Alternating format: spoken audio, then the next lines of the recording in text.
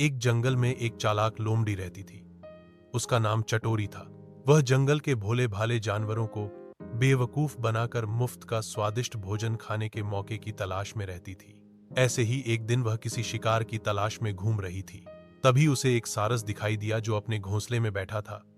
चटोरी उसके पास जाकर अपनी मीठी मीठी बातें करके उसके साथ मित्रता का प्रस्ताव रखती है और सारस को अपने घर खाने का निमंत्रण देती है। सारस मन का बहुत अच्छा था।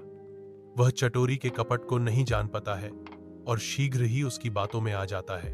अगले दिन वह चटोरी के बताए समय पर उसके घर की ओर चल पड़ता है।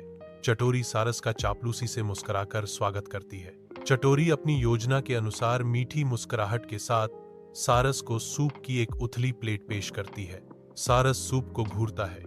उसकी चोंच तरल पदार्थ को उठाने में असमर्थ है। इस पर चटोरी पूछती है, क्या है यह भाई सारस? क्या तुम सूप नहीं पियोगे? मैंने तो यह स्वादिष्ट सूप खास तुम्हारे लिए ही बनाया है। सारस संकोच के मारे कुछ नहीं कह पाता और भूखा ही अपने घर लौट आया। अगले दिन चटोरी सारस के पास जाती है और कहती है, सारस भाई, क्या तुम मुझे भोजन का निमंत्रण नहीं दोगे? सारस चटोरी की चालाकी को समझ गया।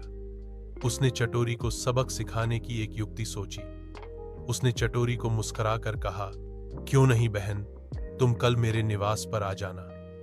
चटोरी अपनी चालाकी पर खुश होते हुए अपने घर आ गई। अगले दिन सारस अपनी योजना के अनुसार तैयारी करके चटोरी के आने का इंतजार करने लगा। जैसे ही चटोरी आई, सारस ने मुस्कुराकर उसका स्वागत किया। आवो चटोरी बहन, मैं तुम्हारी ही प्रतीक्षा कर रहा था। सारस ने अपनी योजना के अनुसार संकरी गर्दन वाली सुराही में स्वादिष्ट खिचड़ी परोसी।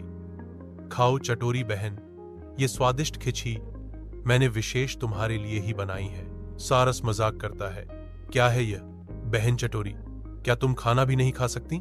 चटोरी को अपनी गलती का एहसास हो गया। उसका सिर शर्म के मारे झुक गया। उसने फिर कभी भी किसी को बेवकूफ नहीं बनाने की कसम खाई।